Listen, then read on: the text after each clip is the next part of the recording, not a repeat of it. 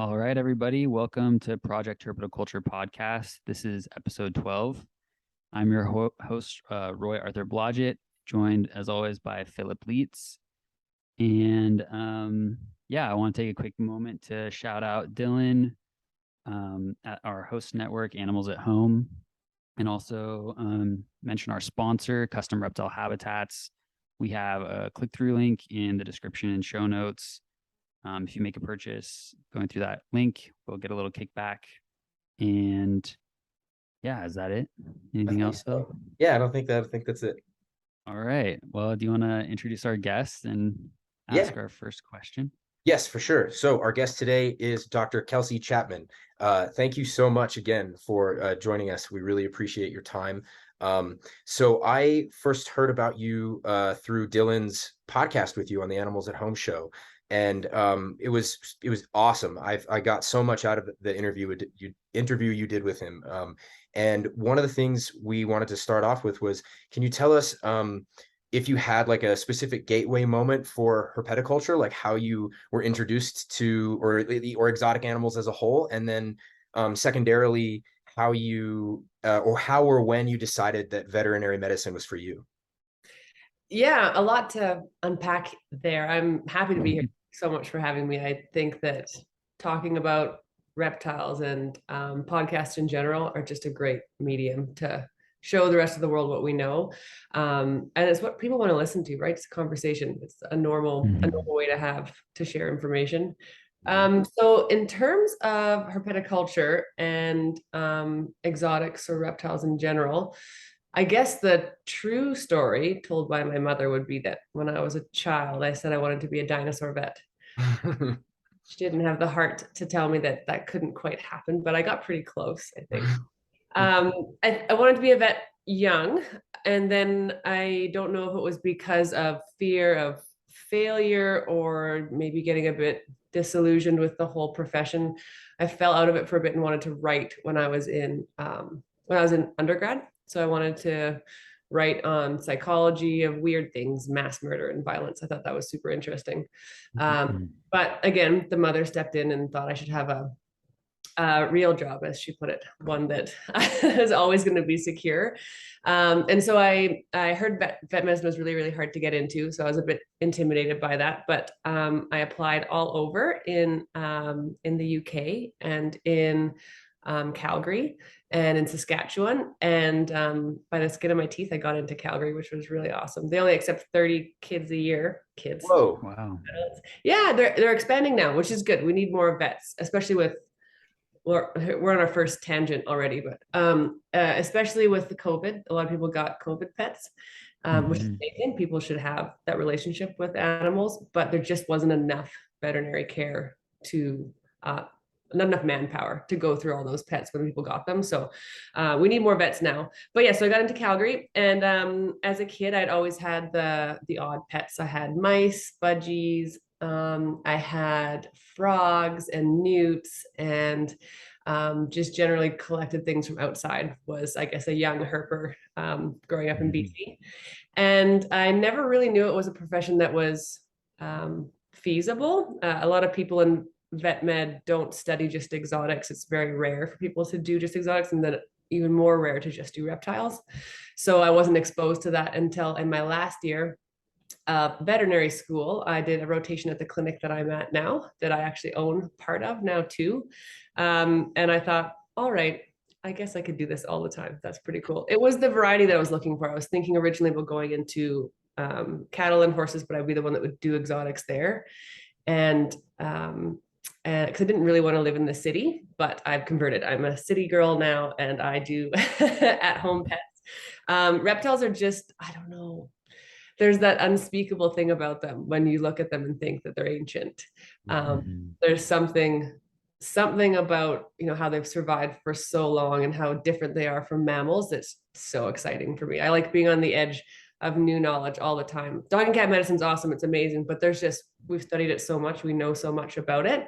I remember being at this clinic in my last year of vet school, and I don't remember what the case was, but I said, "Oh, what do you think this is?" to the vet that was there. And she said, "I have no effing idea. And I think that's really cool. So there's just so much room for growth, so much room to look into things. And that gets me really excited. So that's kind of how I fell into all of that. Oh, that's great. Yeah. So before you signed on, Roy and I were talking about some of the stuff we wanted to ask about, and we were talking about how it must be a little bit like the Wild West in a way, being an exotics or specifically herp vet, because you're dealing with such a massive range of animals. Whereas, like, if you're working with dogs, cats, dogs, cats, and we've had a relationship with dogs and cats for much, much longer, or at least on a large scale, much, much, much longer. And I sometimes wonder about how, because people might grow up around dogs and cats and other animals, maybe more in a more common way, we kind of have like relatively a little bit better ways for detecting when something's wrong or when something's not going right.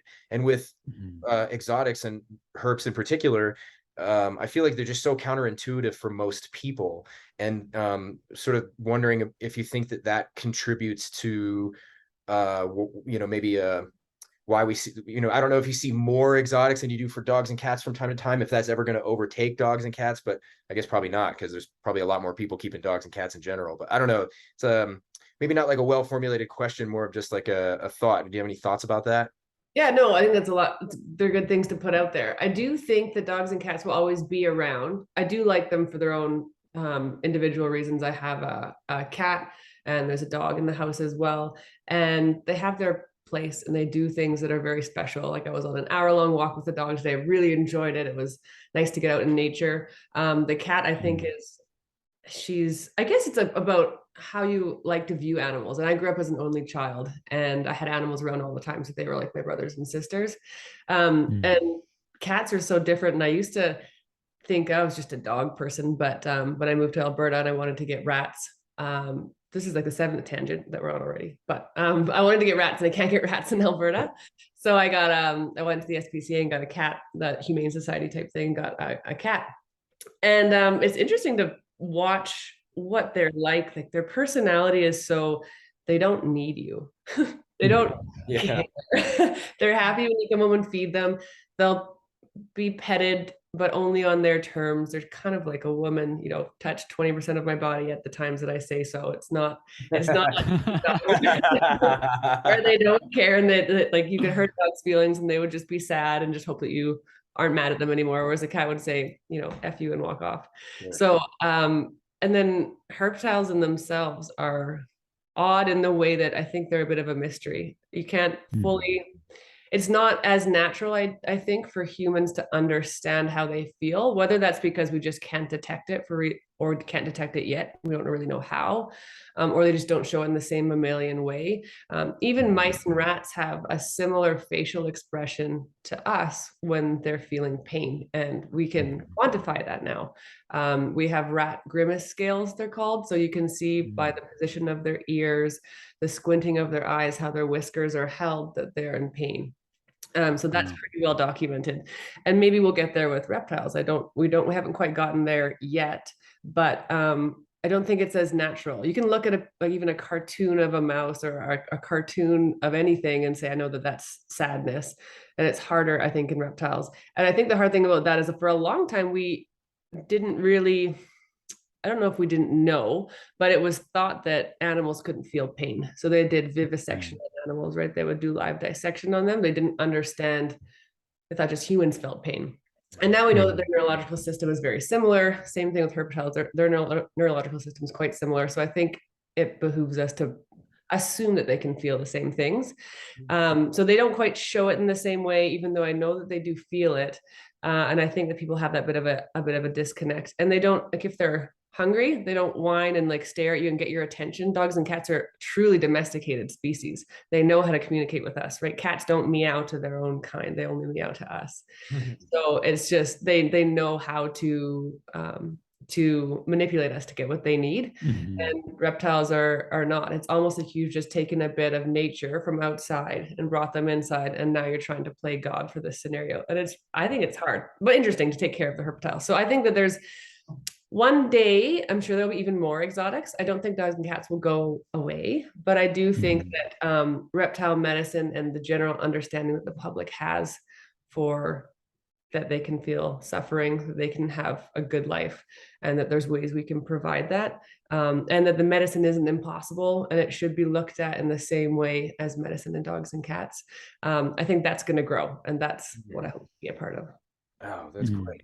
So before we were recording, you also mentioned that when we were sort of talking, when you were mentioning how sometimes people who specialize or have a lot of experience with one type of animal, or maybe one animal in particular, can sometimes help give you insight into what may or may not be going on. That seems related here because, for example, with Uromastyx anyway, that's sort of my main area of expertise.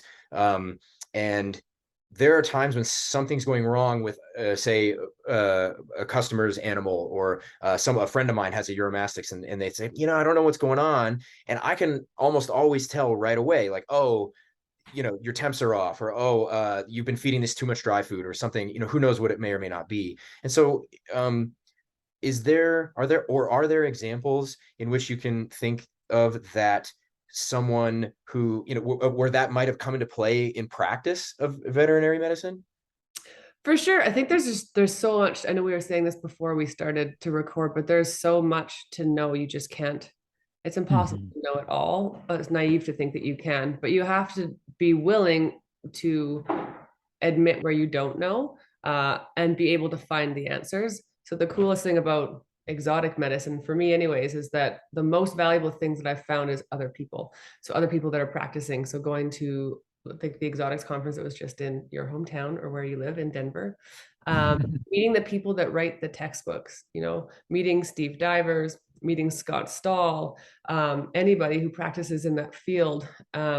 It's just, those brains are invaluable. And to be able to call on them is, I think I'm just so lucky, because I know that I'm not them, and I don't think I'll ever be them. They've spent their whole life in academia, and I run a practice, and I'd like to do some research too, but there's only so many hours in the day, right? But to have them and to have those relationships, one, amazing people, two, they have the textbook in their head sometimes. And if you can't figure something out and you text them, and I've done this, and they've said, I don't know, let me know when you find out. So getting to those roadblocks I think it's exciting. I don't find it frustrating at all. I think it's really cool. But I think you also have to, communication is super important in everything, but in with your clients as well. When someone comes in and they've bred boas their whole life, we start talking about something, I always will first refer to them and say, is this normal for your animal? Is this normal for your species? Because I can't pretend to know all that they know. I can't pretend to remember every single Latin name, because I won't. So I do my best, if I see something on the schedule the next day that I haven't seen before, to research everything that I can.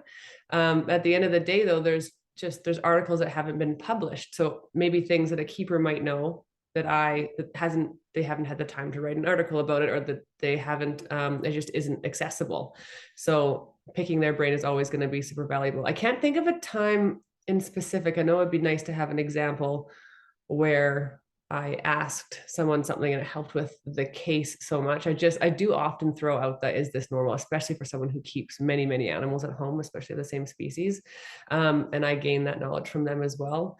But it can't, so there's good things and bad things to it. The good part about that is that keepers have so much knowledge, stuff that I don't always know about. I have a modest collection. I have normal-ish things.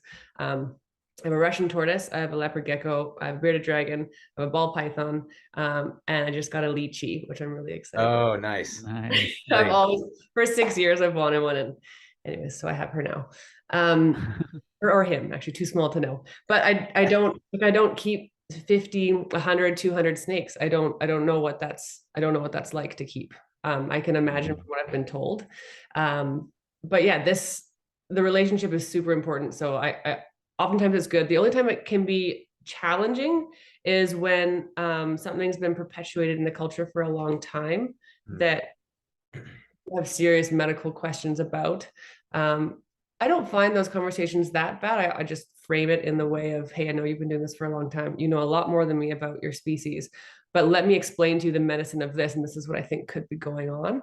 And I think I'm okay at talking to people, so I think maybe that's just what I enjoy doing, what I think I'm good at, and why I think that I've been successful in the reptile world, and why I hope that people enjoy coming to me is that I know what I don't know, and I'm okay to say when I don't know it.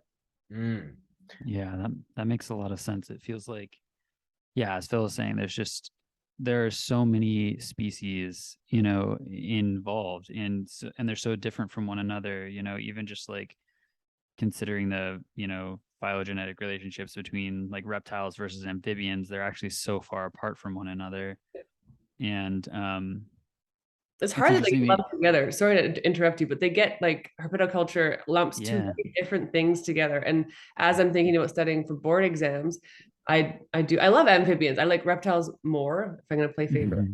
But if they get lumped into so now I have to know everything about both. Anyways, so I'm so sorry. Go back. I know it's so interesting and so arbitrary that they're grouped, knowing what we know now, and also so interesting and arbitrary that birds are considered so separate. It's just, I don't know. Anyway, it's just interesting to me. But what you said around kind of like encountering when someone's been doing something for a long time, and sometimes I think we encounter this phenomenon in herpetoculture that sometimes I hear referred to as like folklore husbandry, which is kind of this like mindset of like, well, this is how I've always done it, or this is how it's always been done. So they're like, if it's not broke, don't fix it. Even if things are clearly broke. You're here for a reason. Yeah. And so anyway, I'm curious, like, is that kind of what you're referring to, encountering that kind of phenomenon? Yeah, it is. Yeah, no, I think that explains it quite well. It's just that they've done the same thing for so long. Oftentimes, though, I think they do come with a question, and I think they are, by the time they come to the vet, they're already open enough to a suggestion. And most of the time, they've sought me out, I think, or at least my clinic out. But yeah, folklore, keeper kind of stuff, I think can be, it's just the way we do it, right? It's how we learn, recognize patterns, and we keep trying to do them. I think a lot of people though that keep reptiles, I'm generalizing, but are interested in what's right and how to make their animals better. And if you provide them evidence that, maybe a certain form or at least a little bit of UVB might be good for certain snakes. Open a can of worms. There are several papers, I think a rattlesnake paper, breeding rattlesnakes, I'm pretty sure, that looked at I can't remember if it was their fecundity or how good they were at reproducing, but there was some measurable value that showed that providing them with some form of UVB lighting was helpful. And since we can't just ask the snake, are you happier with your UVB light? You have to find ways to measure that, which is difficult, but of course, still exciting to find. Yeah, absolutely. I mean, so can you if you're up for it, elaborate on some of the specific bits of like folklore husbandry that maybe cause some friction from time to time, and it because this is interesting. There's a lot here that I'm intrigued by, because I feel like here, in at least with a large number of the people that I end up interacting with, there's this aversion to taking their reptile to the vet, and and I don't know if that's just local or coincidental or what, but there is this. There do seem to be these kinds of folks who will message me on Instagram and send me a photo of their animal and say, what do I do? And I'm like, dude, I am not the guy. Like, this is not my area of expertise. Like it's always take it to the vet. And so I'm curious what your thoughts are on that, and some of the different specific bits of folklore husbandry that can cause problems. Yeah, I think that's a really good question. I totally empathize with people that don't want to take their reptiles to a vet. I've seen silly things done, and I also don't want to blame the vets entirely. I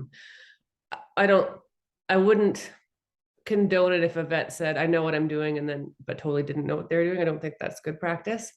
I think it's okay to want to try, though, and I do want more vets to try. I would love to have some I would love to have them go on. At least there's some websites that you can get some information on. So Association of Reptile and Amphibian Veterinarians. I'm the Canadian rep for them, but it's like our international organization of vets that care for reptiles. Wow. There's a lot of information on their website. But no one has, I mean, not no one. People who aren't into reptiles don't take the time to read all the papers, and that's totally fair. There's just so many hours in a day.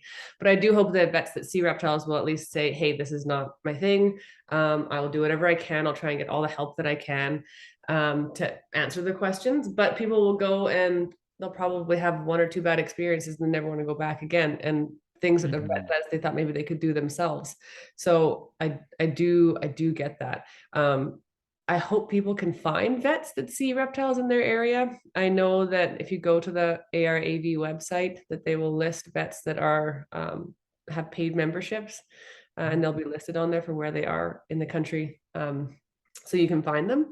Or at least if you know of a vet that can give advice, any vet can call any other vet legally and get information. What I can't do, if someone was in the States or even in another province, I can't have a conversation with that client and give them medical advice and make sure I'm only licensed in my province. But vets to vets can always talk. And I would just charge a consultation fee to another vet. So if that vet's open to that and the client knows about it and they have a good relationship, the client could ask them, hey, do you think you could call this vet, like set up an appointment, I'll pay you, I'll pay the vet, and then we can do medicine that way. I think that would be a great future. I'd love to do more of that. I do a decent amount of that now, but I think that would be very helpful, because then vet to vet talk is easy. We talk the same language. I can tell them what they can and can't do. We can talk about the antibiotics and the limitations, and it's just a nice, fast conversation.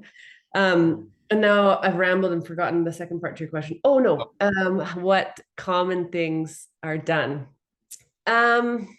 Let me think. So UVB is an interesting one. I think there are reasons for why we don't provide some animals with UVB. So take leopard geckos, for example. Everyone will say they don't need any UVB light.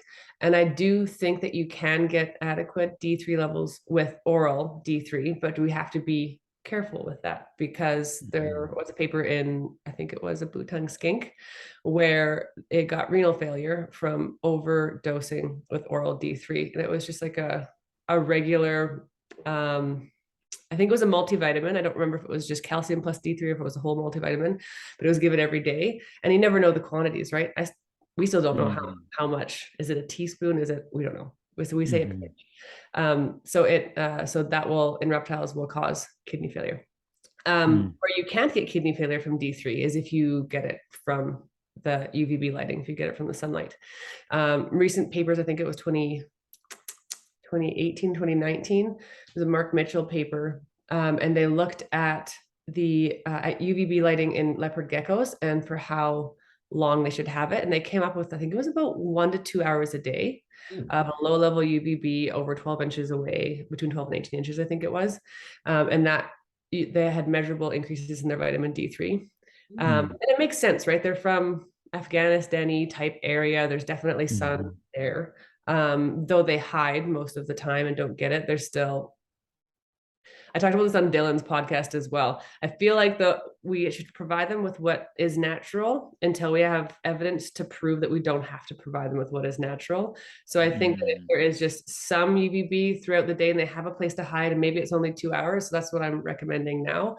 So I have that conversation with every leopard gecko owner that comes in. I say, you know what, I think that UVB might be a good idea. I wouldn't give it for more than 2 hours, because I think in their pilot study, they saw excessive shedding when they had it on for 12 hours or 24 hours and they had no hide, which is, they think, equivalent to a sunburn to keep shedding like that. So yeah, so that will be one. What's another one that happens commonly?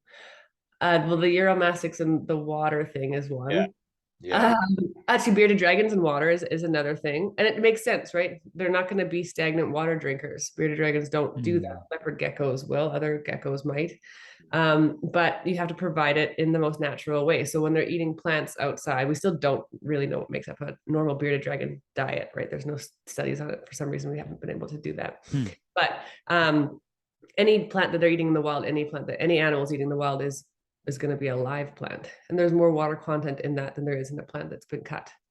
So I think makes sense to provide water to your animal in the way that they would find it in the wild, whether it's a dripper, if you have an arboreal species, chameleon type things, whether it's standing water, depending on what kind of animal that they're, because there's tortoises that will dig holes at the front of their burrow that rain will catch in. So they are standing water drinkers. The bearded dragons is going to be in the food. So oftentimes I'll tell clients that they say, oh, he never drinks, so I don't provide him water. And I say, yeah, but the things you're going to be feeding him are going to be devoid of the water that they might need. So I'll say soak the veggies or have them in a shallow dish of water when you feed them. If you're feeding worms, I dip one in the vitamin that I'm giving that day. I'll dip one in water. Sometimes I'll have it near the water and he'll go and try and get it. And he'll miss and he'll get some water. When I miss the tank, and I do miss my bearded dragon's tank. Unbelievable, you know. I know, I'm causing respiratory illness everywhere. He'll open his mouth a bit and he'll drink. So yeah, I think overwhelming how much stuff there is to talk about that I would love to just download my brain out into the world. So to find out if your animal is drinking enough water. So I actually was doing a little Googling before we got on here just to see, I like to see what people say online. And one thing that I read was someone said, bearded dragons don't have liquid pee.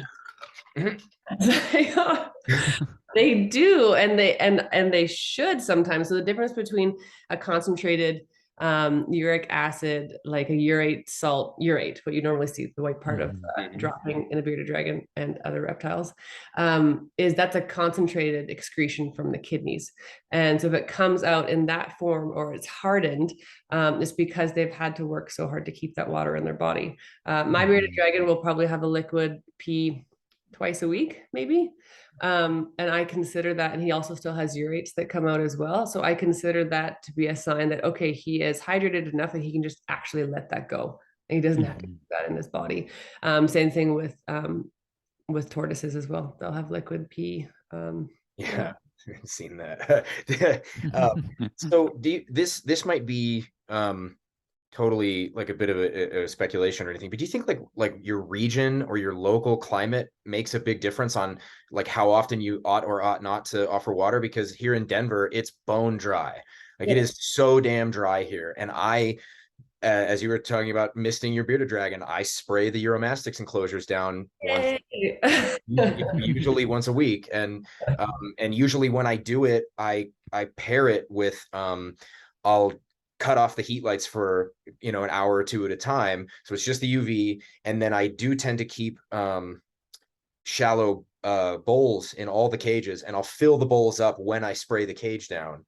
And sometimes I'll spray like under, I don't keep proper humid hide boxes in any of the enclosures, but I will spray, say, underneath one or two select hides and let it really soak in and get quite humid in there. But here, anyway, but the point of mentioning that is that here, it's so damn dry, and I'm sure it's got to be nearly identical to where they're from, in North Africa and the Mideast, because it's got to be bone dry out there too. But sometimes I feel like I'm fighting kind of an uphill battle in that way, that someone who lives in Florida, North Carolina, Virginia may not necessarily have it because it's not so dry. It's so damn humid there. They might have other concerns, like, is it too humid? Do they need to have extra ventilation, or slightly drier diets? Does that track with your thinking, or is that nonsensical? No, I think that's totally, that makes complete sense. We're extremely dry here. I want to say 35% maybe. We're just super, super dry. And if you think about if we talk about Euros, just for that aside, they dig burrows, right? In those burrows, the humidity is not 35%. The humidity is much higher, 60, 70%. And though they're not in there all the time, it's just they have access. Everything about reptiles is going to be access to gradients of light, gradients of humidity. And I think that we should provide what the natural environment could provide, which is going to be gradients of different things, so they can go choose what their body will need for whatever process it's in the middle of doing. So another one on humidity for where you're from, we have a hard time keeping chameleons. I find that many of them don't get past 4. The females don't get past 2 because they get pre-ovulatory stasis, totally another thing. But I have this theory that we have more of that in Canada because we don't have as much sun, and that's a whole other thing. Happens in bearded dragons, happens in leopard geckos. But the thing with, I think what many people have worried about is respiratory infections. And I don't know exactly where that comes from, but if I could theorize, I would say that when you're balancing humidity and bacterial growth. So for animals that need high humidity, what you get, especially if you have natural substrate or if you don't clean that often, is you get more bacterial growth. You get mold growth, fungal growth. And so you want to have air circulation, but in air circulation in a place like Calgary, when you're trying to provide high humidity, you kill all of your humidity, but by having air circulation. So sometimes people say, well, then you got to box in the sides, and say, okay, but now you're having bacterial growth. So it's not easy to do any of that kind of stuff. I feel like when you have an arid species and you have them in a dry place, or if you have them in any place, as soon as you put them in a box and you put a heat lamp on them, that's at like 120 degrees Fahrenheit in the basking spot, it's even more dry. So, so I still, and if you look at, you have hygrometers, right? You can mist your tank, it goes up to 90, and then within my tanks anyways, within about 20 minutes, it's back down to 50, and then an hour it's back down to 35. So breathing in humidity itself isn't going to make an animal sick. It's breathing in growth of organisms like mold and bacteria. So I think that maybe is where that comes from. And yeah, but people come with these concerns because they don't want to do the wrong thing. They don't want to cause their reptile discomfort. They don't want to cause illness. But yeah, I think a hard thing too, when Canadians have a hard time with it, is that they read a lot of things online that are from people that live in Florida. From people that live in the States, where they say, oh, you can keep it at room temperature, no big deal. But our room temperature is like 18 degrees. I don't know what that is in Fahrenheit. Cold. Chilly. And we're like, that's normal for us. Like I have one arm out and I'm like kind of cold already. So yeah, I think that so going back to what common things kind of happen. Another funny thing, this isn't really like a common keeper thing. That's an old wives' tale. It's just a human thing that I always find funny when someone comes in with a reptile and I say, what's your temperature gradients? Because I write down all the history. And they say, well, it's pretty warm. Oh God. Like I put my hand in there and it's warm. I don't know how to say it nicely, but I say, it might feel warm to you, but you as a Canadian, you're pretty cold-blooded. Like it might feel warm to you, but it's not for them. So actually taking a temperature is really helpful. And then the other, where that goes, this is a thing that I think maybe dog and cat vets, the nuances that they don't get because they probably don't keep reptiles. And so it just doesn't come to mind. But instead of just asking, what are your gradients? And they'll say, well, on the warm side, it's 30 Celsius. And on the cold side, it's 19. But they have the thermometers that are stuck to the side of the tank. Yeah. Not really measuring where the animal is. So that's another conversation that I often have. What kind of thermometer are you using? Where are you putting the probe? Put it where your animal is going to be, because then you can get the true gradient of what they're going to get. Right. And then even then it's so you were mentioning when you spray a cage inside of a closed tank, I have all my pens are open top. Everything's open top because I like the ventilation, and it spikes my electricity bill, but I think it's just better in general, right? But you also get oh shit, I lost my train of thought. It happens. You're talking about you said me spraying tanks and keeping the sides closed. Yeah, but growth. Yes. So so basking, you're measuring the you just if you just have a stick-on thermometer on the side, you're just sort of measuring this one region of ambient temperature, and it doesn't really mean anything. The same thing, so when people get a Uromastyx from me or they ask me for advice, I'm always having to take those specific things into consideration. Is it a fully enclosed or open top or screen top tank? How many basking bulbs are you using? Is it just one? Is it a tiny beam? Does it get, they say, oh, I'm measuring I'm measuring where he basks. It's like, yeah, but is it that big of a spot on his back, or is it big enough for that animal to completely engulf its body from tip of nose to tip of the tail under that same temperature. And is it an infrared thermometer, right? That's going to overestimate Right. temperature because it takes surface temperature, not ambient temperature. Right, Yeah. right. And there's there's so much nuance here. And like, especially with the Uromastyx, because, and I don't want to, I'm not, there's so much that I want to bother you about with regards to Uromastyx in particular. And I'm very much resisting the temptation to dive into that. We should just dive into it. Okay. Okay. All right, fine. So, Uromastyx, right? I'm about to learn a lot. Uh, I've never kept Uromastyx, so I'm just gonna get the download Well, right now. So cute. They have the most expressive face. Well, They are really cute. More, but yeah, they're pretty cute. Look, there's a real toss up for me between a baby Uromastyx and a baby Chuckwalla. They are like disturbing little. I mean, because look, Yeah. my heart is always with Uromastyx. That's just the thing that I like. But Chuckwallas, they're really something else, because when they puff up to do the whole air inflation thing, it's disturbing. It's wonderful. But so there are all these different considerations, and I've tried to, because I have a care guide that I wrote to give to my customers so that way they can do the best they can with their animals. And I'm always including some of these regional differences. Like, if you live in a place that's exceptionally hot, you're going to have to pay attention to your daytime ambience in the summer. If you live in a place that's exceptionally humid, you have to pay attention to your ventilation. If you live in a place that gets exceptionally cold, your nighttime temps and winter temps are really important to pay attention to, because Uromastyx are so sensitive. And I feel like there are so many different things that can influence their sensitivity. Not, you can't, it's not even limited to just lights, what you're feeding them, how often you're feeding them, how big of a cage it is, how much exercise do they get, right? All these different factors. But it's also like change. If you moving in it, I always encourage my customers to get the permanent or near permanent, or at least very long-term cage for their animal immediately, even if it's a little baby, because Euros are so sensitive to changing environments. You get folks who get a brand new baby, they keep it in a cage for 2 months. I bought a 40 breeder. That's all I'm gonna put it in a 40 breeder. They keep it in that for 2 months, and then they move it while they build their custom cage, which is great to do. I'm glad they can get them a very large cage in the long term, but then they move it and they say, I have a totally different animal.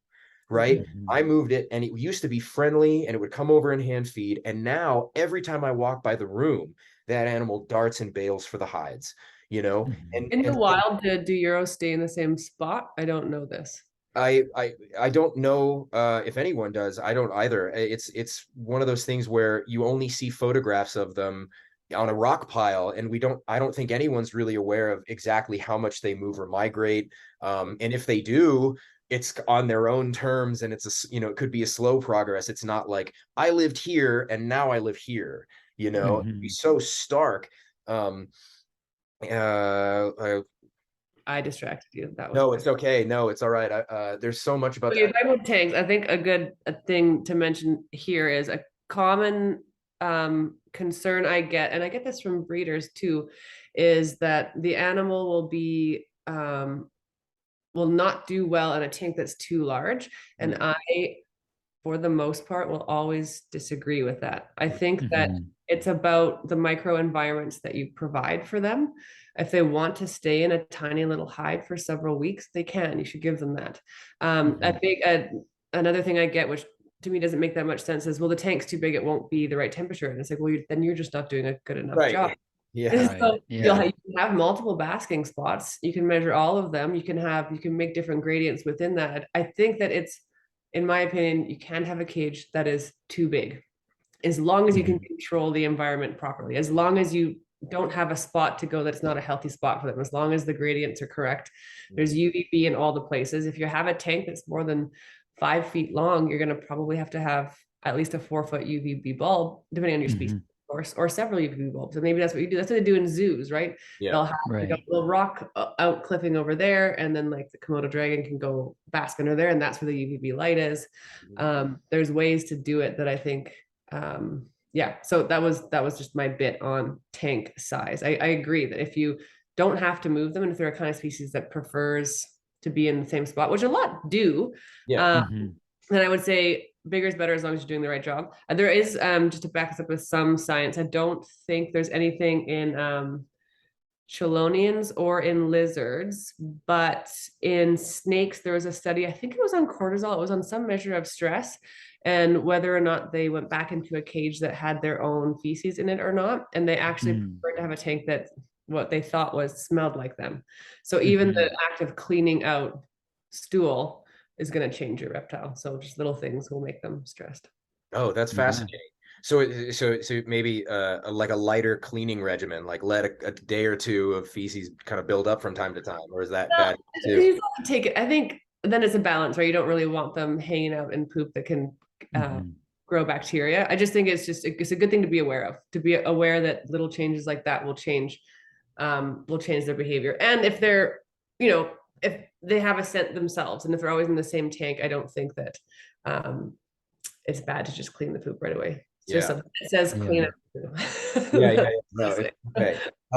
Okay, so bear with me. I'm gonna kind of, what I want to do then, if we're gonna just dive into the Euro specifically, what I would like to do is I kind of want to just, there's a series of things that I tend to think of as myths or maybe misconceptions about Uromastyx specifically, and some of them I don't have any data or anything to back it up. It's just kind of a hunch, and I really want to know what your thoughts are on each of these things. So the first one is cohabitation versus solo housing. This is like Uromastyx, from my perspective, are excruciatingly territorial. Babies will come out of the egg head bobbing at each other. Certain species will fight within a few days from hatching. The second a territory is established, they chase each other out of it, right?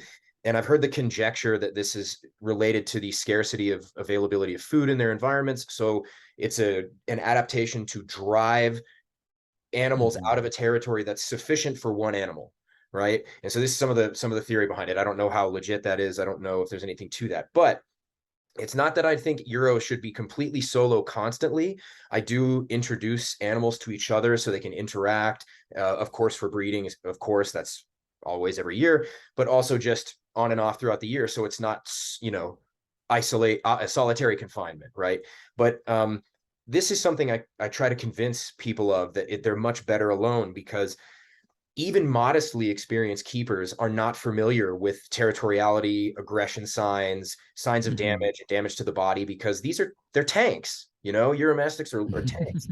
They don't show damage very well. They're very resilient to a lot of stress. There's a lot of things that they can hide and keep from you. And so people will keep pairs together and they'll say, oh, I kept them together for 8 years, and then year 9, female dies. I don't know what happened. It's like, I know what happened. It was under a constant level of stress for that near decade, and things went completely unaddressed. And by the time you noticed, it was too late. And I'm sure, obviously, we can't generalize. It's not the same thing every time. But where do you come down on perhaps like the cohabitation and solo housing part of this?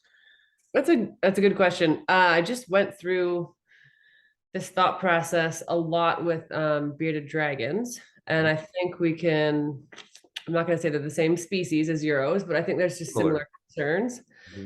For sure, these animals are more solitary. They're not true communal animals. They do come together to breed. They do interact. Whether they choose to interact, I don't know. There could be an experiment that could be done about that. A choice experiment isn't hard to do. A cortisol experiment isn't hard to do. You could test the cortisol of similar animals or a bunch of animals living in cohabitated spaces versus not living with another animal versus being introduced every now and then. There's so much reptile research, and I hope people start to do it more. Oh yeah. I was writing a grant because I would like to do some research on bearded dragons, and the annoying thing is that the place I was writing this grant to, how they house the animals is charged based on tank, just individual tank. So it would be so much cheaper if I could just keep animals together. And I went through the process over and over again and talked to other universities, and it came down to really just no. And also the hard thing too is you're talking to animal care committees that have to approve what you're going to do, and they're used to mammals and they're used to mice, and they basically if you can house them together, they will keep them in groups, because we know that mice are social. They're social creatures, but that's not the case for reptiles. So I would say that If it was easier to measure stress, I could give you a good answer. And without doing a full scientific study and taking cortisol from animals, I can't give you like the perfect vet answer. All I can say is that I've seen fighting. I've seen bad things happen from fighting.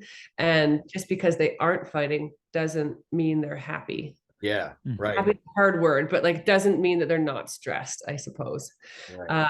And so and you don't really know what that stress could be. But we also don't fully know if an animal that's alone all the time is stressed, right? We'd have to look into that. But I would say that for the size of the tank that most people have, say a 4x2x2 area, I don't think that's enough for two critters together. I worry about that, but I can't say for sure. I think there'd have to be more studies done on that. But yeah, my gut instinct says that just based on the bad things that I've seen from them being housed together, for Euros and for Beardies and for a couple other species, I would keep them separate. All right. So far, so good. I still say we don't know. I know, no. And the thing is, I'm in the minority with this. Most of the people who I know who have been doing it longer than me anyway, they all house stuff paired. Now, some of those guys and gals, it's varied. They may have pairs in enclosures with very large, big cages, lots of hiding places, lots of visual barriers, and they have empty cages at the ready to periodically split if and when they have to.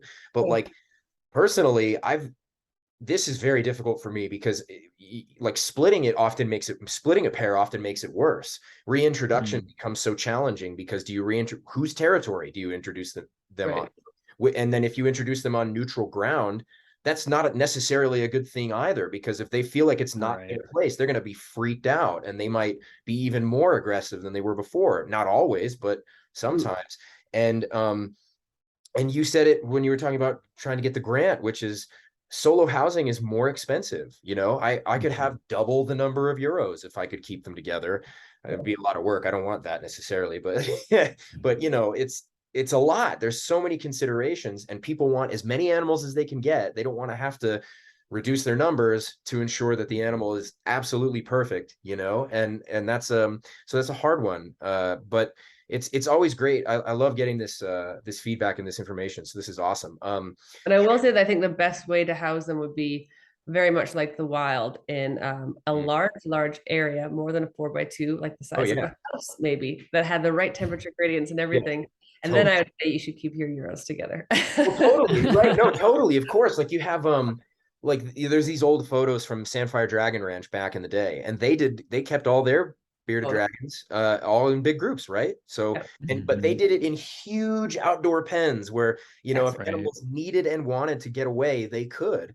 And I have the majority of my Euros, other than the Egyptians and then the very small ones, the Thomasai and Princeps, they're housed in 6-foot diameter open top pens. So they're circular open top large pens. And so it's still not perfect. I'd love to go larger than that eventually, but for the space and for the time and for the numbers, 6 feet diameter works quite well for a solo Euro.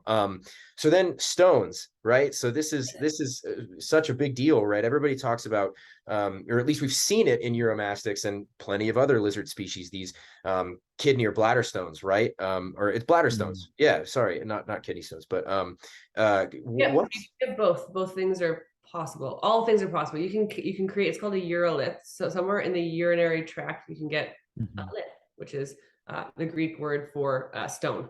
Okay. So I think it's Greek. I'm pretty sure. Could be Latin. So when you have a urolith, it comes from the kidneys. It can be in the ureter, leading from the kidneys down to the bladder. Not all species have bladders. It's seemingly random. Definitely snakes and crocodilians don't. But then beardies don't, but then iguanas do, but then Euros do. And then you can get the stone anywhere. So it can be in the bladder, or it can be bearded dragons get them, they sit in their colon. So like the kidneys come down, and then the tubes that come down to feed into where they excrete it will go into a place near the colon, and then they'll excrete them into the colon, and they'll hold them there. And then the problem is that now we get constipation. I've gone on a tangent, but go back to your list. Yeah, no. So what's the?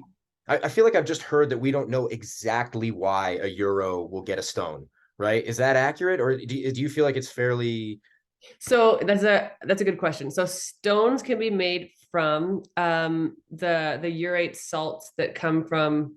Let me start from the beginning. Animals need to excrete nitrogenous waste in some way, and it's going to be different between every species.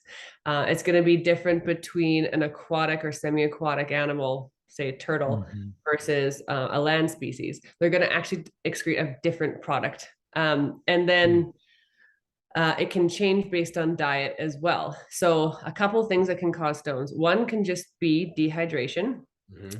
People will say overheating, but I think overheating then causes dehydration. Basically, just you need to conserve whatever water you have left. So you hold on to that waste in hopes that you'll reabsorb the water. And then you get a stone that forms. And then once you have a nidus, so once you have a thing that something else can attach onto, then you can create a stone. So it could be a bacterial nidus. So you could have bacteria that forms a little pocket or a little bit of infection. There's just bacteria there, and then a stone starts forming around it. You can have that can happen with an egg as well. You can get a stone that forms around that as well. You can have too much protein in the diet, which will lead to certain kinds of stones. And stones will have different composition, not just based on the species, but also within a species. You can have, say, an oxalate stone. It's just like a kind of stone that can form. You can have a urate type stone. You can have a mixed composition of stones. And all of this comes from knowledge where when someone finds a stone, if the client can afford it, they'll send it off for testing. And then hopefully, this is just my bit on, anyone can contribute to the research of reptiles, please do. But you got it, then we have to, and I'm guilty of it too. You get busy at work and you say, oh, that's interesting. And then you don't tell anyone, or you don't publish it, or you don't go to the conferences and talk about it. So that's why we don't know that much about it. And there's just not as much money in reptile research because they're not as popular. But so you can have a bunch of different kinds of stones. The nice thing about reptiles is that you can usually see this on an x-ray. It's very rarely that you can't. There are certain stones in like dogs and cats that you can't see on an x-ray. So it becomes hard to diagnose unless you do an ultrasound or a CT. So those are the main things that can cause stones. You can have a nidus of infection or something that's there that will form a stone around it. You'll just have chronic dehydration. And then as they excrete that nitrogenous waste, they try and keep all the water so they don't expel it. So they're keeping it, and they keep keeping it. And then what forms is that insoluble waste that's there. So the last Euro surgery that I did to remove a stone, I don't know if we sent it away. I think I was bad. Maybe the client couldn't afford it, which is fair. But it was humongous. It was probably that big. It took up the entire bladder. There was so much bleeding from the bladder because of how inflamed it was. It just keeps, and it was this layer of onion. It looked like a rabbit abscess. That means nothing to anyone, but it looked like you know what it looked? It looked like, you know, that what is that yummy cheese? Ooh, that like baby mozzarella, that young mozzarella that is in the ball. Baby bell, the baby bell. No, that's what I was thinking. Mozzarella that sits in a bath of water and you take it out in layers. Yeah. Oh, that was what it was like. Whoa, that's a trick. So I tried to. So for a lot of other stones that I've taken out, I see the stone, I grab it with my forceps, and I pull it, and the whole thing comes out. And it came like chunks. It was super frustrating. I had to go and like pare it out. It was wow. He's good. He's good. Now. So that I think that would come from, and just so that I set the record straight, I don't think that you're going to mitigate stone formation in your Euros by providing them with a dish of water. I don't think that's going to work. I think that you should still have one there. I don't think you're going to affect the humidity in a bad way. I think that in a fail safe it's there. Do I really think they're going to drink out of it? Probably not.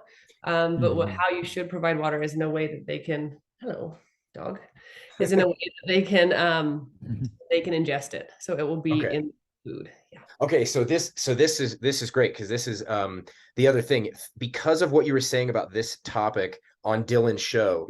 I've started to do this just because of what you were talking about, which is just romaine lettuce is what I give them for water. I'll give them a whole stalk or like a whole big head, like in the case of the big Egyptian Uromastyx that I have.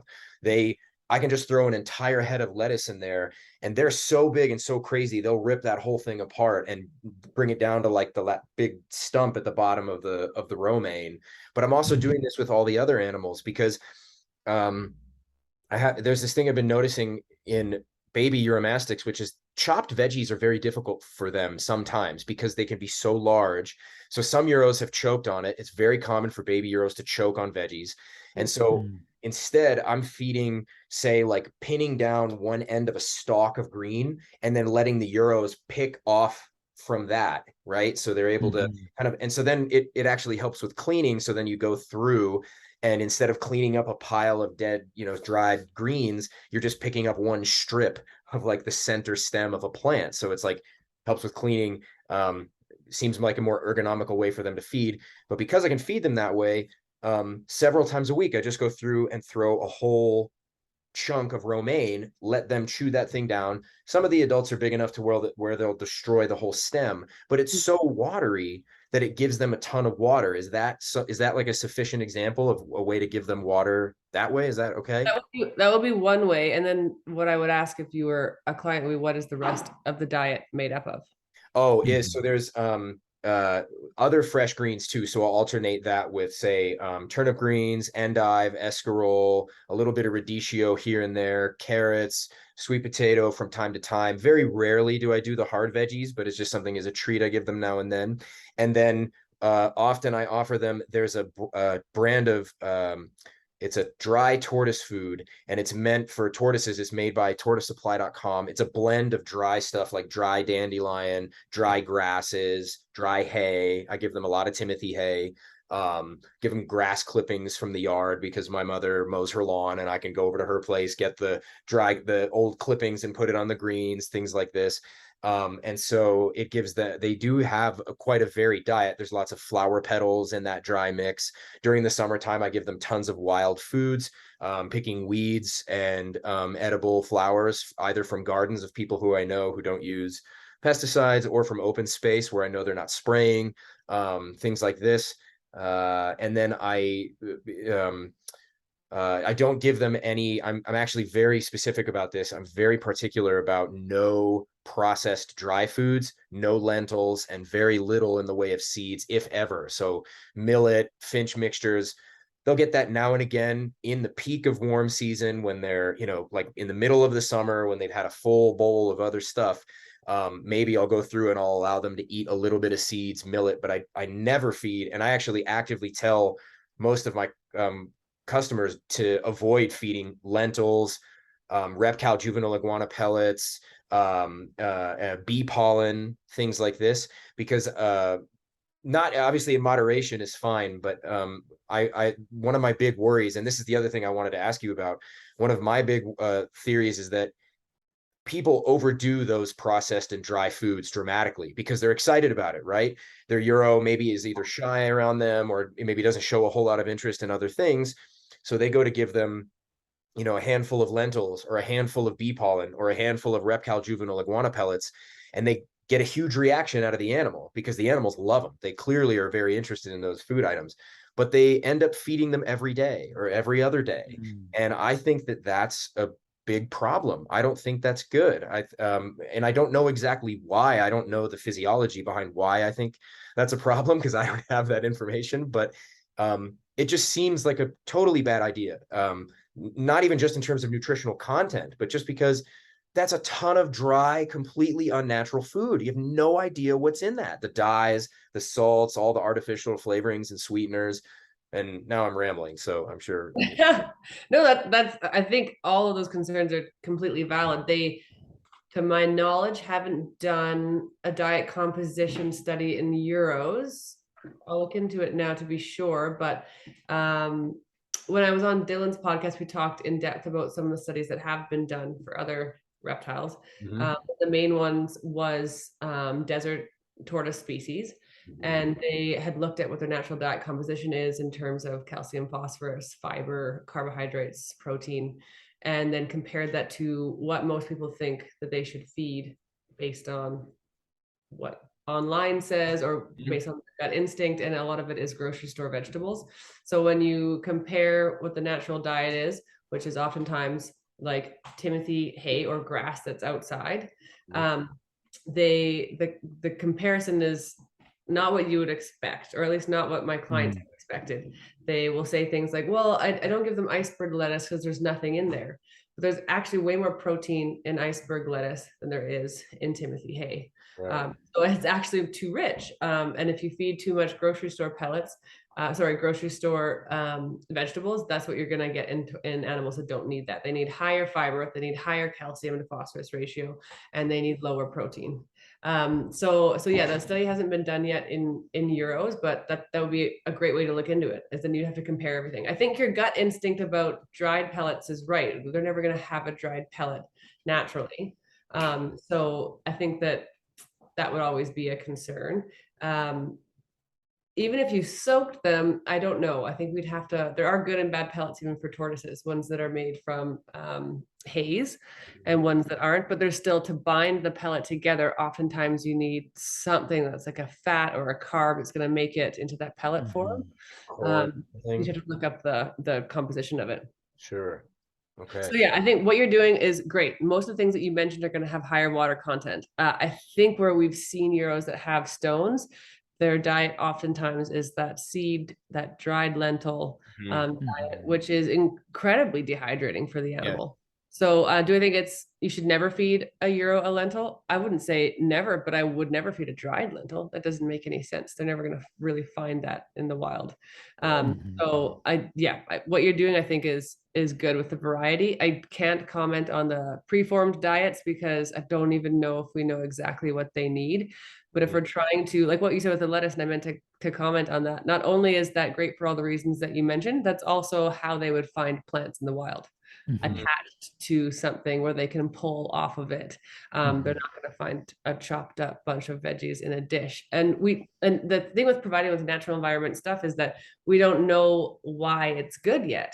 Could it be that they just don't want to lift their head up and eat out of a dish? I don't know. Could it be that they don't like the look of chopped vegetables? Could it be that that's bad for their teeth? Could it be that they're more likely to choke because of that? And could be that they mentally need the stimulation of pulling and tugging? That's the case in rabbits. Rabbits love to pull and tug on things. So giving them like a hay mat to stand on to pull and tug that way is we think is good for them. They seem to enjoy it. So this is so great. I'm loving this stuff. Roy, I'm so sorry that I'm totally no. I'm totally enjoying Roy's this. here for the ride. Okay, cool. So I'm gonna try to make these last few concise because I don't want to occupy all of your time with just Euro questions. But sorry, I was kind of off track. The dog was staring at me like how dogs do, and I'm like, I don't know what you want from me. I think sometimes they just want a command. So I was like, okay, tell you to lie down, you'll be happy. Or the cat came by, got a pet, and then she like ran off somewhere else.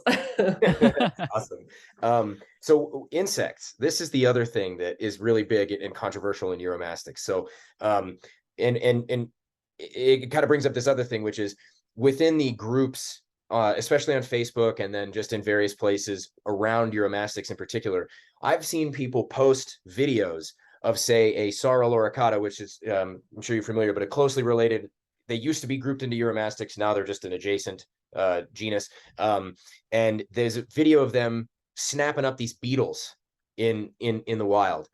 And people have posted this video and said, here, see, they can have bugs. Obviously, this is totally fine. And my critique is, you don't know what those bugs are, what they're made out of. The animal is in the wild, not in captivity. You don't know what its associated diet is. You don't know when they're eating those bugs. You don't know how many of them they're eating, right? So this is... Was that the only time that they ate them in their life? We don't know. Yeah, exactly, right? Captivity is very different from the wild. This is the case as well with lots of different tortoises, where they say, oh, they're true omnivores, so I give them worms, I give them this, I give them that. And it's just like a captive tortoise, though they may ingest bugs when they're out in the wild, they don't need that extra protein. It's just not necessary. So I don't know where I stand on the Euro thing. I think I would stand on the same way as the tortoise thing. I don't think you should include it in the diet as a necessity. I also think that what you're feeding, or what most people are feeding, is going to be higher in protein than what they probably would find in the wild already. So I don't know if we need to confound that with more things, but like, I hate to say that most lame answer ever. It was just, we don't know. Right. No, but that's a great answer too, because I feel like saying we don't know leaves the option open for people to explore, experiment, see what happens, within reason. But also, it doesn't allow for somebody to say, well, you should give him 3 mealworms a week and it's fine. And it's like, well, you don't, this is nothing. This is completely foundless. You don't know if that's the right way to do it or not. It's so risky, especially when you don't know anything about how and when they may or may not encounter that naturally. And there's just so much going on. That's, I'm super psyched to hear that too. So then another one, the oral fungus that can sometimes occur in Uromastyx. And I don't know if there's only one, because there's one that supposedly comes or can be contracted from bearded dragons. And then there's some that looks to be like a just stuck shed that kind of gets a little nasty and kind of, probably because imagine if there's some shed skin around their mouth and jaws and gums. When they eat, if they're eating a pile of fresh greens, some of that water is going to get on that shed skin. Maybe that can be a problem when it's just like repetitive and over and over. Is this something you see much of in your? I don't see, so I'm not sure if this is a talked about thing that hasn't been diagnosed, an oral fungus. It's not something that I see. And whether or not, do you think maybe people are talking about just stomatitis or like mouth rot, like scabbing around the mouth? It could be that, and it could be, I think that there's a Latin that people will throw around in the Uromastyx community. It's like D. amangamarum, or I don't know. I'm gonna mispronounce it majorly if I try. I've not seen this in any Euros in Canada. Not saying that it's not here, but another thing about fungus is that if it has a specific Latin name, then this is something that would be interesting to look into. I haven't looked into that yet, but I will after we're done. But and I can get back to you too on what other new literature is out there. The main funguses that I see and have looked at and have studied in reptiles are of the Uromastyx species. So it was originally kind of colloquially called yellow fungus. And then they changed it to CANV, which is now we know incorrect. So now we have a new name for it, or I guess more correct name.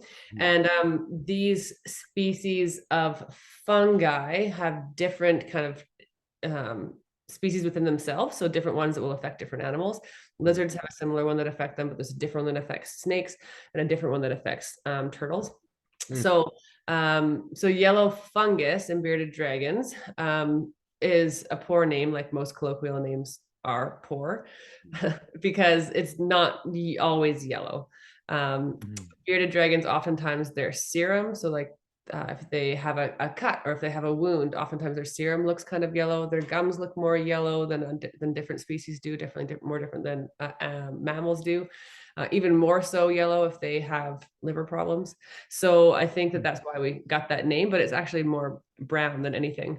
In terms of stuff around the mouth for Euros, I don't know if there's maybe more fungus in the States, if it's anything to do with how humid it is there. Obviously not in Denver, but in other places. But yeah, I wish I had more for you on this mouth thing. The hard thing with mouth disease in many lizards is that they don't have much room for error in terms of how their teeth are attached to their jaw. They're usually pretty loosely attached, and I find oftentimes if they get a bit of infection, they don't just get like periodontal disease, because that can't really happen. It goes into their jaw, and I find that super problematic. But yeah, I have not diagnosed a fungal disease in a Uromastyx yet. Okay. That's still incredibly interesting to me. And then last little bit about this, and then we can we can go forward. So there's one thing, and this is just a theory, and I just want to know if you think it sounds even remotely feasible. So this oral stuff that these Euros would get, I have mostly seen it, and almost exclusively seen it, in animals that are paired or cohab together. And so the thought that I've had is it possible that these animals are fighting when people aren't realizing it? They have spines on the tail. When Euros fight, one of the places they bite is the tail and the back legs, which also have the elevated scales, spiny scales on those back legs. Is it possible that those spines are stabbing the gums and mouth of the animal doing the biting and driving food or particulate matter into the gums or into the mouth somewhere. I think anything like that's possible. Any trauma to any tissue is going to be a conduit for what I would oftentimes assume is a bacterial infection. You can do tests. So you can do a fungal culture, you can do a bacterial culture. The hard thing with fungal cultures in reptiles is that you can't grow them the same way that you grow fungal cultures in mammalian species, because they grow in temperature. So take yellow fungus again for an example. Nenisiopsis guari, N. guari is what it's called.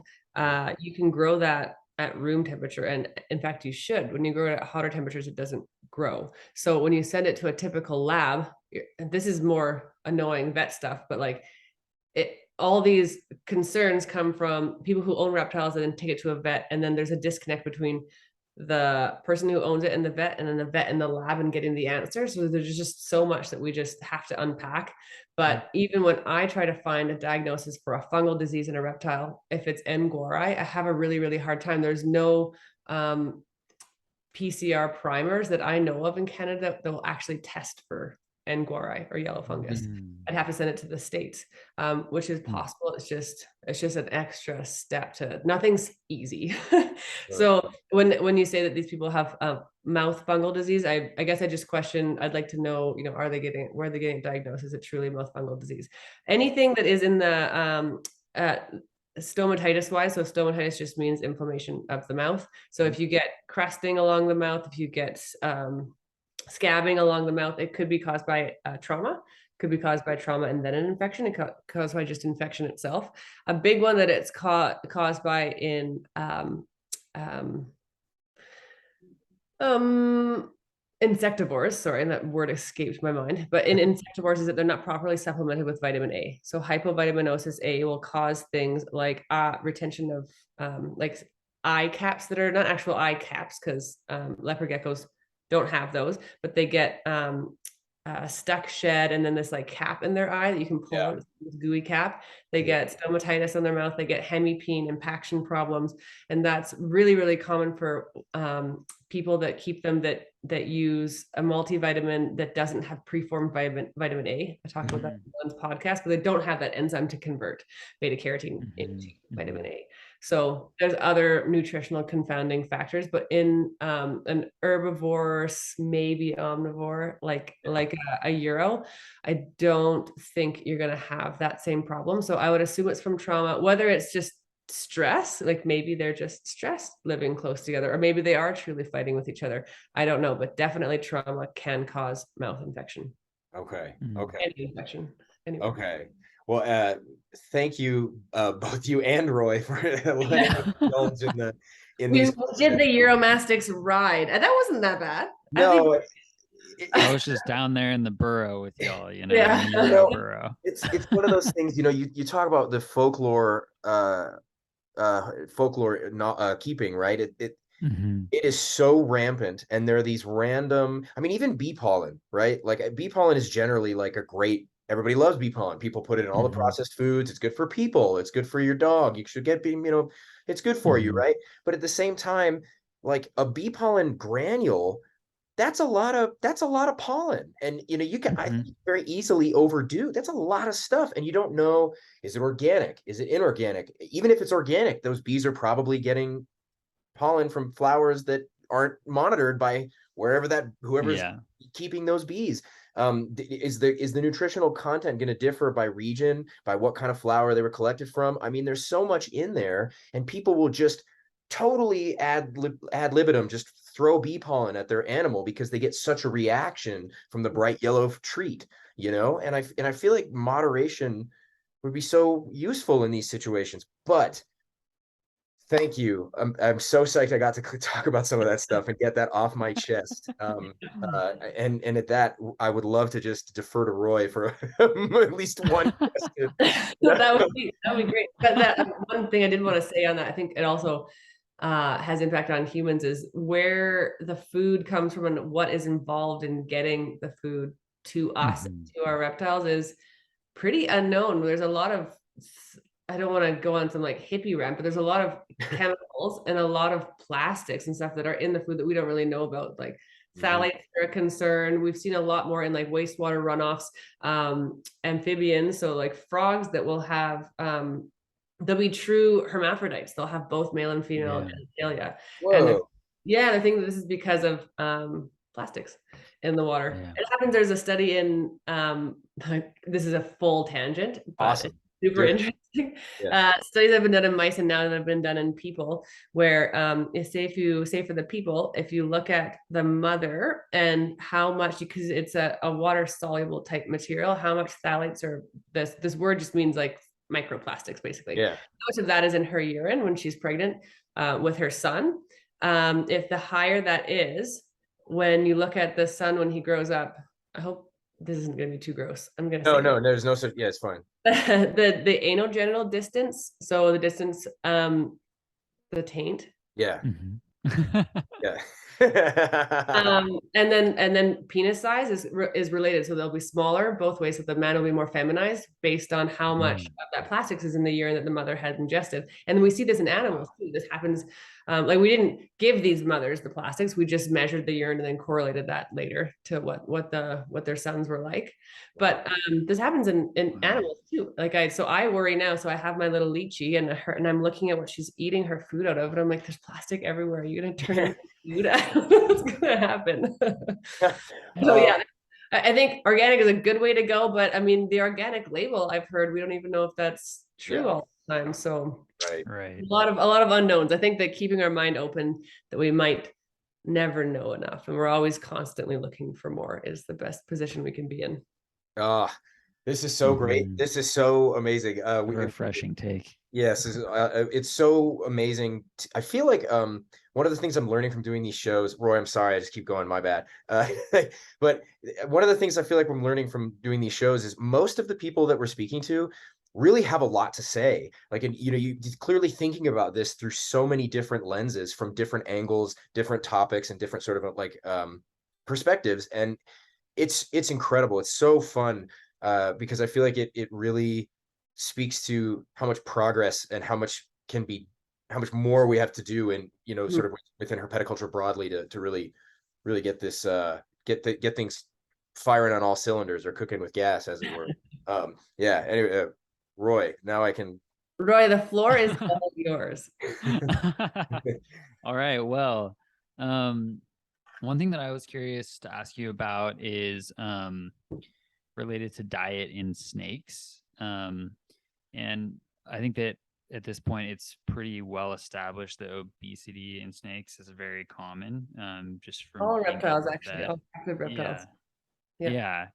And but something that I think I hear about less often is like adhering to more specialized diets for species of snakes that may, in their native range, only consume lizards or only consume amphibians, but in captivity are fed a diet largely of rodent. I think that this is something that feels like, to me, like, given the huge difference in the nutritional profile of a rodent versus a frog, I just am curious if like there's anything about that, like if you know of any studies on that, or if you have witnessed any correlations in that regard in your own practice. I can't pull up any studies in my mind right now, but I do, it would, I think, hold true for all concerns about nutrition, is trying to mimic what that body is used to digesting in its natural environment. Because take dogs, for example, they are not wolves anymore. Like, we can't say what's a natural dog diet. Natural dog diet actually does include some grains, and even a wolf diet does sometimes. And it's because you're eating that animal in its entirety. You're eating the stomach contents of that animal. A thing for snakes that I will often tell people, and I have no evidence for this at all, but I'll say, get your rodents from different suppliers sometime, because what they feed might be a different diet. How they care for their animal might be different. So I'll say that I think variety is going to be best. But in terms of, say, animals that mostly eat frogs or eat other snakes or eat lizards in the wild, I think we should be feeding them what they naturally have. Just like I've said before, if you don't have evidence to do otherwise, then I wouldn't. And the composition of a rodent is much different than the composition of a snake and an amphibian. So no, I haven't in practice, or like animals that eat eggs, snakes that eat eggs. Yeah, I think we should be totally trying to feed them what their natural diet is, but I don't, I'd have to go look through the literature to see, you know, we compared these egg-eating snakes, we gave these ones, we gave these ones rodents, and these ones totally shit the bed. I can't study like that, but I would assume that's the great thing about reptile research is, great question. You should do a study about it. Yeah, totally. The floor. I'm trying to kind of, in my own small way, experiment on this, particularly with tricolor hognose snakes, which in their native range only eat amphibians, but are mostly fed rodents in captivity. And there's this long-standing reputation of tricolor hognose snakes that they only live like 6 to 8 years. And but there's also a lot of suggestion that many have fatty liver after they've died. Yeah, have you, that's an easy thing to look for. In terms of like feasibility, you can take a biopsy of it, or you can just send the snake to a pathologist and get them to have a look, and they can diagnose that quite easily. And then the question becomes, you could make a study out of this, but the question then becomes, is it just that you're feeding too many rodents, or is it that it's the composition of what they're eating? Totally. This is another question I have. I sometimes will say too, if someone doesn't want to give their snake a little bit of UVB here and there, which I still try to get them to do. I mean, there's nothing better than natural sunlight too, just as like a announcement. If you can get your reptile out, and there's no way we can recreate the sun. I mean, I can say no way, but I just feel like it's such a complicated process, and there's so much that we don't understand, that we can't see, that we might not even be able to study because our tools are man-made tools, right? Getting them out in the sun. There's to put a study behind that. There's a study on bearded dragons done where they were out in natural sunlight, and the vitamin D3 that stayed in their body that you could measure was there for, I think it was 56 days afterwards. Wow. So I always tell Canadians that we have like 3 days of summer. So take advantage. Like 2 months. If you can get them outside at all during that time, I think it's great. Even though they're going to get a little bit stressed because they've lived their whole life in a box. And I think it's worth the stress a little bit though, to try and get them used to it and try and take them outside every now and then. Yeah, we just had a discussion recently. We released a bonus episode that was a conversation with Maria Elena Barragan of the Vivarium de Quito in Ecuador. And they actually have a rotation where they actually take all the animals outside for natural sunlight, they're saying, because they can't actually access like UVB bulbs in Ecuador in the same way. And it just like was kind of mind-blowing for us to realize, like, oh yeah, this is a huge concern, like for all of these collections down there. They're actually having to take things outside. Why can't they get UVB bulbs? It's just like a supply. What is that? They don't. No supply. There are no. Yeah, it's a supply chain issue. So there's no like local suppliers. Right. And she was saying that essentially ordering them, they get like just hung up in customs, and sometimes like indefinitely. You'll just never get them, essentially. And so they get them whenever they can. And I mean, it was amazing just to hear all the ways in which they're kind of innovating and figuring out other ways to meet the needs of the animals, and they're still providing this like amazing level of husbandry for them. But that was just one for me that really stood out, of like, wow, everyone gets time outside, you know, and that they have a whole rotation for it to ensure that. But it always seems, you know, you do things the same way for so long, and then when someone suggests this idea and you think, wow, that's a crazy idea, but it's not really a novel idea, you know, bringing an animal outside where they're naturally from, or getting in contact with light, or with grass, or that's really good. That's cool in Ecuador. Yeah. Phil, did you want to ask that question? You were speaking earlier to me about your experience as veterinarian, and I feel like you could phrase this one better than I could. Okay, yeah. So when I was 16, I worked as like a tech assistant at a local vet office. And I was just, you know, it was just nonsense. Most of the job was cleaning and restocking and, you know, just sort of menial stuff because I was just a kid and no qualifications at all. And one of the things that was challenging was seeing both moments of abuse with animals and just seeing like animals in pain and seeing the animal suffer for one reason or another, whether it was because of ignorance or just a mistake or an accident. And I remember, and that was just with dogs and cats and maybe a ferret every now and again, you know?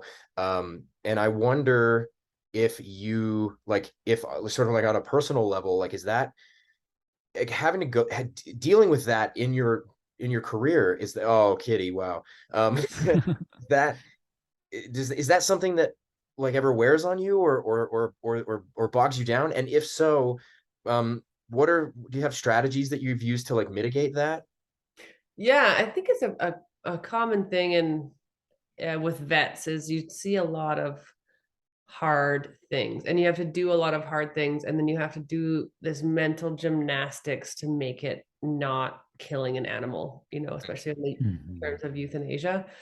But I think the hardest part about vet med isn't necessarily the animals, isn't necessarily putting an animal down that I think we can't help anymore, that's just suffering. The hardest part is the people, their emotions, their natural human tendencies, and the disconnect for sure with reptiles that I think I see.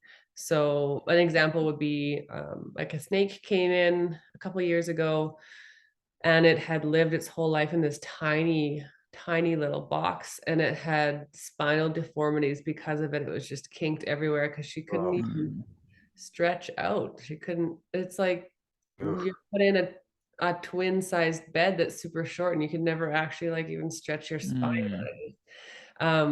So what did I do? I cried. Like I didn't cry in front of the owner. I went to the back and just had a tear and composed myself and went back in. And I have to remind myself that they came in for a reason. They didn't come in to show me that they'd abused their animal. They came in because they found that she was sick.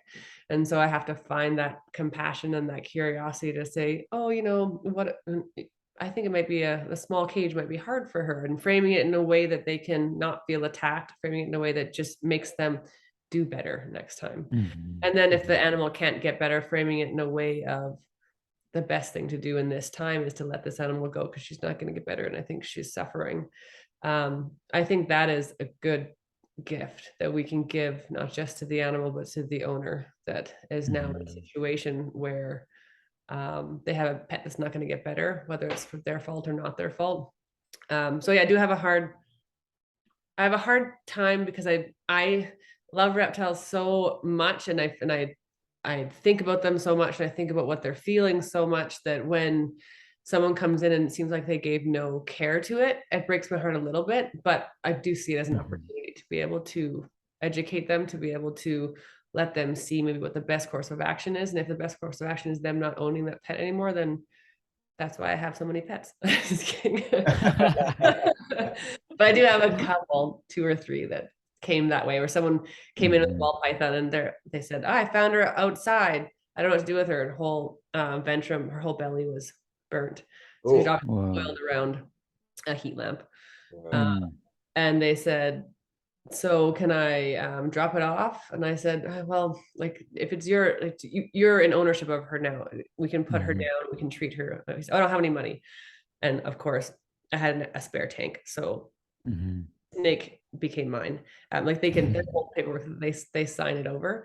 But then he said, well, I can come pick her back up when she's better, right? And I said, no, that's not how this works. No way.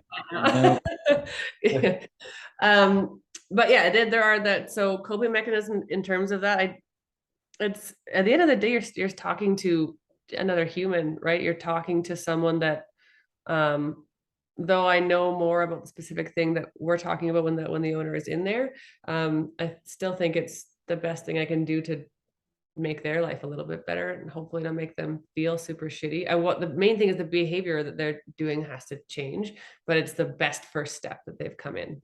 I always see that as a good thing. But I think there's dog and cat vets have a hard time with fighting dogs that will come in and are all beaten up, and what do you do in that situation? Yeah. Sure.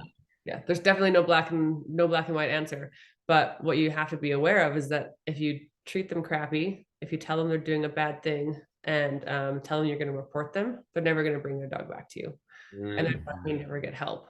So now you're stuck in the situation of, do I treat this dog and try and build rapport with this person and try and make how they see animals and treat animals better? I think that would be a good way to go with it. But yeah, there's definitely no black and white answer to all that. And euthanasia, I was going to say, is a hard thing sometimes, but the hardest part usually is how sad the people are, right? Because you are part of that grief. And sometimes what you want to do when your mind is traumatized and stressed and everything's too much is you just shut off, right? And a lot of that become numb to it or make jokes about it, because it's a coping mechanism, right? It's how we deal with all that trauma. But I try to remind myself before I go, say I've had 5 euthanasias in a day, the 5th one is still someone losing their family member. I have to remind myself, like, this is their grieving process and I have to be present for it. But yeah, I'll come home and need a glass of wine some days. Yeah. That's such understandably. That's such a positive framing too, because I think, not just with that time I had at that random local vet office, but I've also worked at a couple of the local reptile shops. And so you'll get someone who brings in an animal to the shop and says, hey, what happened? And it's some chameleon with metabolic bone disease or some animal with like the worst nose rub imaginable or something like that. And sometimes your like gut reaction, or online, right? Or if it's like Facebook or something and someone posts like, oh, what do I do with this animal? And all these people pile on that person and say, you moron, like, how could you not have figured this out and not looked this up from the start? And I actually really think that your perspective is that's an awesome way to look at it. Yeah, that's pretty informative. Mr. Bloget. I just had a question, and then it kind of escaped me. I mean, I think this is another thing that I feel like you've kind of spoken a little bit to this already, but I'm curious, like, from your perspective, are there kind of broader critiques that you have of herpetoculture? What is your perspective on it, as a veterinarian? I can imagine that you're seeing a different side of herpetoculture than the layperson, obviously. And I'm curious how that then informs your perspective on the practice in general. I think it's a good and a really hard question too. So there's going to be different facets to any industry. And part of being able to do more things is you need money. So you need to have breeders that are going to, like, if you want people to have these animals, and I think they're amazing animals to learn about. I think they make wonderful pets. I think we can care for them properly. I think we're getting better with the medicine. So I think it's ethical to keep these pets. But in doing so, to have that availability to give to a lot of people, you have to have breeding type situations. And when you add more animals and your space doesn't get bigger, they get put into things like rack systems or a thing with snakes. But I think it's a legitimate question to say, is your life okay in a rack system? Could you have a better life in a larger tank? Is it worth the bit of stress to be bred in a rack system and then later get adopted to a forever home? They have a better, more enriching kind of life. I don't think that there's going to be a black and white answer for what is and what isn't right. I think that there's better ways that we can do things for sure, but is it feasible? Does it make actual monetary sense for a breeder to have every single animal they have in a super large enclosure? I think it's hard. So I do get why we have that. I wouldn't say it's a critique, because people get breeds of dog because they like how they look, right? And we're breeding morphs of animal that, okay, so maybe I've found in my blabber, I've maybe found my one critique is that I worry, and this is a critique about other animals too, it's not just reptiles. It's dogs, it's cats. Our obsession with creating something special and unique, I think sometimes comes at the detriment of the animal. So creating a new morph that we know has neurological problems, creating a morph bearded dragon that doesn't have scales that I've seen so many skin problems in, I think we have to be aware of that. Creating a bulldog where you make the face shorter and shorter and the bones get shorter, but the soft tissue doesn't. And so now they have a redundant soft palate and they physically can't breathe. And they're more likely to get heart-based tumors because that's where the heart finds how much oxygen is in your blood and they're constantly hypoxemic. At some point, there's going to be a line of, is this or is this abuse? And I don't want to draw that line. I do think that there's a line somewhere. So I think that would be my main concern is I think we have to keep in mind, are you going to produce an animal that has a good chance of having a healthy life?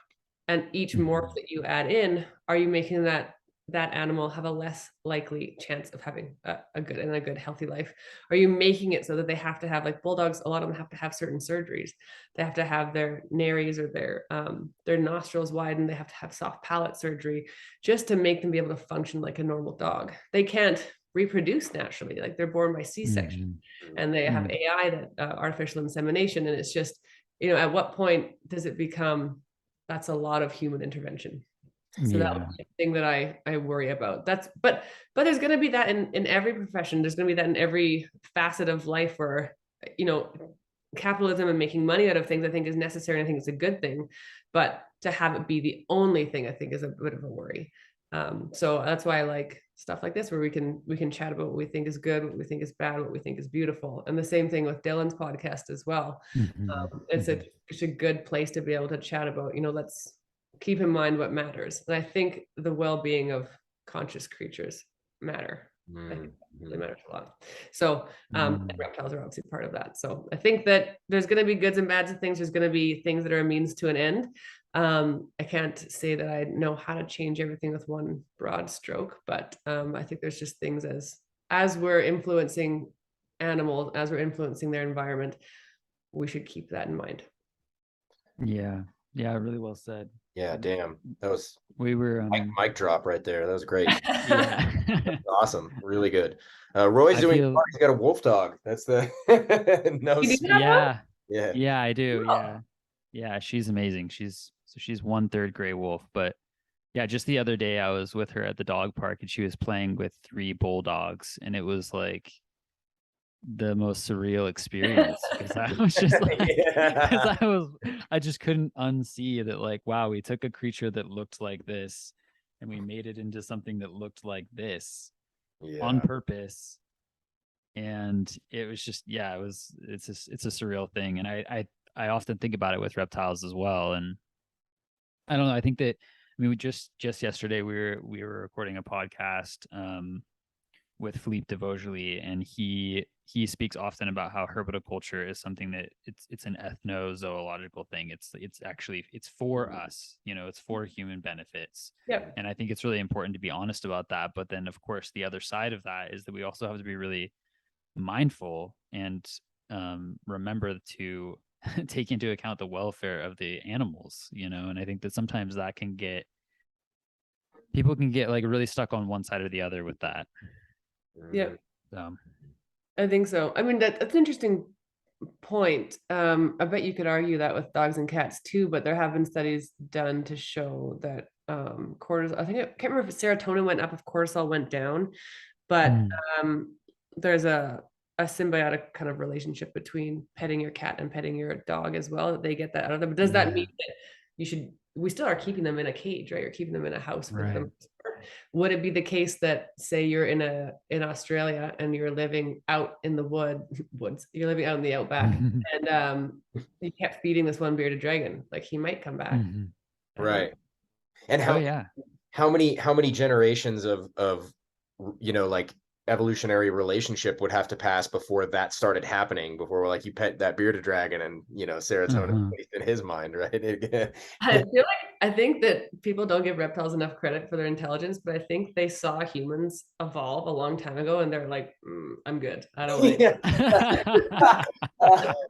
yeah those weird monkeys, forget it. Like they go nowhere good fast. Those ones are just Yeah, completely lost. We don't worry about them. They're like in a war and they'll be gone. Oh, that's excellent. Oh man. That reminds me of this meme that I've seen of like, the classic illustration of like the monkey kind of transitioning into the human form. And it goes up and it gets to like a Neolithic person and he's facing back the other way and he's just like, go back, we fucked up everything. Yeah, we go run. No, it's not good. Yeah, we definitely did it wrong, right? That's crazy. I mean, there's a lot that I think we're doing wrong. I was just listening to a podcast today with this doctor. His name is Gabor Mate. Have you heard of him before? Oh yeah, absolutely. Both Super big fans of his familiar. work. Yeah. Yeah, it was. I mean, I've always thought this and known this, but we had this joke in our friend group that we say, well, just start a commune, and it's kind of like we're kind of saying it as a joke, but really, I mean, all the modern day diagnoses or mental concerns about anxiety or depression, I mean, I don't think would be a thing if we just treated us like we're trying to treat our reptiles. If we put us back into what was more natural in a group of 200 people that were around each other all the time, instead of doing what you're supposed to do, which is move in with a person and then you get all of your happiness, sadness, whatever, sexual stuff, but also like comforting stuff from the same. It's a lot to ask of a person, and especially of like a different kind of person. Like men need men and women need women as much as I've been told my whole life, like you can go out there and be a boss bitch and everything will be fine. I'm still a woman. Like I'm still feminine. I still cry about things that I have no idea why I cry about them. Men are still another sometimes. Yeah, this even though we're off of herpetoculture, this is totally speaking my language too. I mean, Roy and I have been ruminating and just sort of shooting each other random voice memos for like the last 6 months, just talking about this exact topic, like the mismatch between our biological state and the way we evolved and the place in which we find ourselves here. You're in a box, like you are in a cage. We are in rack systems. My apartment is a vision box. Like it's and I actually am pretty sure I listened to the same interview with Gabor Mate. It was remarkable. He is an incredible thinker, and there's a book that Roy sent me to suggest. It's a book called Coming Home to the Pleistocene by Paul Shepard, and it's all kind of around this exact topic. I mean, Roy could do it. Roy's completed the book. I'm only like halfway through. He could articulate more about what it's about, but it sounds like if that interests you, it would probably be I think super intriguing. It sounds like you would really enjoy that book too. I think I often just think that there's this kind of conflict between like the software we're running and the hardware that we have. And like I mean, one of my ways in which I've really experienced that firsthand is like having spent a lot of time in the backcountry. If you spend 12 days or longer away from cars and electric light and all of these things, after a while, like you feel different. And like you sleep and you go to sleep when it gets dark. You start to get tired when it gets dark, and then you wake up when it gets light. And also I think that one of the things that I've noticed the most with that is that like my experience of my own senses is remarkably different. And there's this feeling of like kind of like the blinders come off and like the vision widens, and you become like a more open, permeable thing. And I think that the reality is that just modern civilization in a lot of ways, it's just so much stimulus. There's just so much that we're just inundated. And I think the only way that we can manage that on some level is to just kind of, close off certain awarenesses. But you're told that you always have to be doing something. You always have to be producing. You always have to be a productive human, and then we have this guilt. Like I sat down on the couch and just started reading a book that was like a fiction book today, which I never do, because I feel like, well, if I have time to read, I should read Oh something. my gosh. Yeah. I should learn. And it's so silly because like writing's an amazing, beautiful craft. I love to write. I love to read Mhm. people that write really well. And I felt a bit guilty. I thought, well, I should be studying for boards, or well, I should be, preparing something for, like, what if they ask me questions on the podcast that I don't know anything about? And it's always this worry of like, where is my standing in life? And that means, I don't know. I think going back to, nothing feels better than being outside and, say, working in the garden or doing something that's like, I used to love, my favorite job ever was cleaning horse stalls. So I trained Mhm. horses and then cleaned their stalls. And it was the best feeling ever to make all of their stalls clean. It took like 6 hours, and then bring them all in Mhm. and feed them. And it just felt like, even though it wasn't productive work, like I didn't give anything back to society, I felt like I belonged there. That was the place that I was the most calm. And I Yeah. think that's where, I don't think it's natural for us to get caught up in constantly being like on a computer or on a phone, or that just doesn't Mhm. feel like real work. It just feels like, I feel like even though it's supposed to be productive work, I feel like you're spinning your tires more. Yeah. Mhm. I think that's where all of our mental health things come from. It is wild. Gabor was saying that there was about 70% of adults that are on some form of mental drug. So whether it's a stimulant, Yeah. depressant, the number seems high to me, but that was definitely the case in vet school. Well, Wow. everyone that I knew was, it's wild. Um, Yeah. Everyone that I knew was on some kind of like antidepressant or anti-anxiety medication, or an ADD kind of stimulant medication.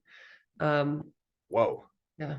It just, something's wrong with the way that we're doing things. And I think this still does relate to herpetoculture, because Mhm. it's like the cobbler whose shoes are always broken. I give all this advice, Mhm. make it like the natural environment. Don't forget this, don't forget that. And I Mhm. don't do none of that in my normal life. I hanging with Mhm. people and laughing with them is the best thing that could possibly happen. I try to make that happen as much as possible, but like, I'm home alone right now staring at a computer. And though you're Mhm. kind of people, it's not the same thing as being, it would be better to be in a, I think. Well, when We're we, actually both we're completely two-dimensional creatures. yeah, Yeah. right, yeah. Yeah. I don't know. Sometimes I get in the state where I think everything's a simulation. So I don't know. We might be in the Matrix. Oh my God. Okay. So what we got to do now is Roy and I, we have to make this podcast big enough to where what we can do is actually bring people to a place to have a conversation and have in-person conversations about this kind of thing, because this is, That's the big goal right yeah, there. yeah. It's a literal in-person herpetoculture podcast. So that'd be Yes. somehow to presume that there would even be an audience for that. I hope so. Maybe there is, but